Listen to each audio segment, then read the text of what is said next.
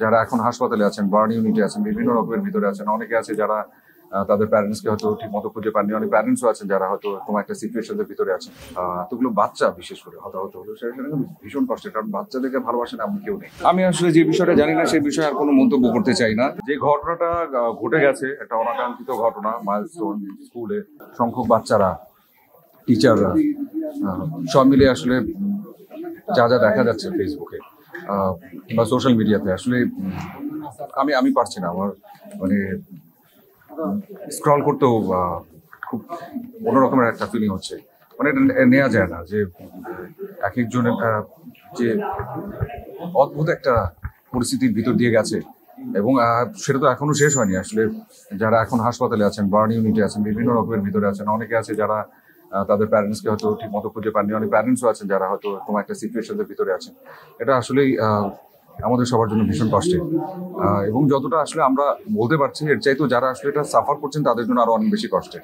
তবে আমার কাছে মনে হয় আমাদের সবার একটা দায়িত্ব আছে, কারণ যারাই আসলে এটার ভিতর দিয়ে গেছেন কিংবা আমরা যারা দেখছি, আমাদের সবার খারাপ লাগাটা যেমন আছে, তেমনি আসলে সবার পাশে সবার দাঁড়ানোর বিষয়ও আছে। কোনো রকমের বিভ্রান্তিমূলক কোনো কনভারসেশনসে আমরা কেউ না যাই, এবং যে যাকে পারি যতটুকু পারি, যেমন ব্লাড ডোনেটের কথা অনেকে বলছেন, বিভিন্ন হয়তো হসপিটালে দৌড়াদৌড়ির বিষয় আছে, তো যে যাকে যেভাবে করে পারি আমরা আসলে হেল্প করি, কারণ এই সময়টাও অতিক্রম করতে আরো সময় লাগবে, এটা এত সহজ বিষয় নয়। যারা সুস্থতার পথে যাবেন তাদের সুস্থতার পথে যেতেও আসলে সময় লাগবে। তো সেই ক্ষেত্রে আসলে যে যার মতো করে আমরা এগিয়ে আসি এবং আমরা সবার পাশে থাকি, এবং আমরা চেষ্টা করি যে এমনভাবে চলবার কিংবা এমন কথা বলবার যাতে করে যারা আসলে এই পরিস্থিতির ভিতর দিয়ে যাচ্ছেন তারা যেন কোনোভাবে কোনো ক্ষতিগ্রস্ত না হয়, এবং সঠিক মানুষটি যেন সঠিক যেই তাদের যে প্রয়োজনীয় যে জিনিসগুলো কিংবা ট্রিটমেন্টের জন্য যে জিনিসগুলো কিংবা ট্রিটমেন্ট পরবর্তী যে অংশগুলো, সেগুলো যেন তারা সঠিকভাবে পায়। এই দায়িত্বটুকু যেন আমরা সবাই মিলে পালন করি। আসলে আমরা অনেক রকমের কিছুই চিন্তা করতে পারি, কিন্তু অ্যাক্সিডেন্ট এটা আসলে কিভাবে, কেন, কি হলো, কোনো কিছুই আসলে যদি খুব পরিষ্কার না জানি সে বিষয়ে আসলে খুব বলার কিছু থাকে না। তবে অবশ্যই বলতে চাই এটা যে এতগুলো প্রাণ, এতগুলো মানুষ হতাহত হলো, এতগুলো বাচ্চা বিশেষ করে হতাহত হলো, সেটা কিন্তু ভীষণ কষ্টের, কারণ বাচ্চাদেরকে ভালোবাসেন এমন কেউ নেই, এই প্রত্যেকে আমরা। এবং আমাদের দায়িত্বের মধ্যে এটা আসা উচিত যাতে করে এরকম ঘটনা পরবর্তীতে না ঘটে, এবং সেই জন্য আসলে যা যা রকমের যা যা করণীয় সেগুলো যেন এখন থেকে আমরা করতে পারি। সেই সাথে এটাও আমার মনে হয় দরকার যে যখন এই ধরনের ঘটনা, কারণ আসলে ঘটনা যে কোনো সময় যে কোনো জায়গায় যে কোনো কিছু ঘটতে পারে, কিন্তু তার পরবর্তী স্টেপগুলো কি হবে, আমরা আসলে তাদেরকে রেস্কিউ কিভাবে করে করতে পারি, আমরা কিভাবে তাদের পাশে দাঁড়াতে পারি, সেই সিস্টেম প্রসেসটা যদি আরো জোরদার হয়, আরো দ্রুত গতিতে করা সম্ভব হয়, তাহলে হয়তো আরো সংখ্যক প্রাণ বেঁচে যায়।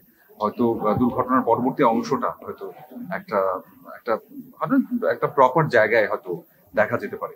তো ওই জায়গা থেকে আমার কাছে মনে হয় আমাদের সবার অনেক বেশি সাবধান আরো হয়ে যাওয়া উচিত। আমি আসলে যে বিষয়টা জানি না সেই বিষয়ে আর কোনো মন্তব্য করতে চাই না। সেই সব মানুষগুলোর আসলে নীতির প্রবলেম, তাদের আসলে আমি অবশ্যই বলবো যে আমরা প্রত্যেকে মানুষ, আমাদের প্রত্যেকের বিবেক আছে, বুদ্ধি আছে, এবং আমরা মানুষ এই জন্য যে যাতে করে আমরা আসলে মানবিকতা দেখাতে পারি, মনুষ্যত্ব দেখাতে পারি। কিন্তু যারা পারছি না কিংবা দেখাচ্ছি না, যারা এই ধরনের কাজ করছে, এই জায়গাটা তো আমরা ব্যবসার চিন্তা করছি, তারা কেমন মানুষ আমার বলার কিছু নাই।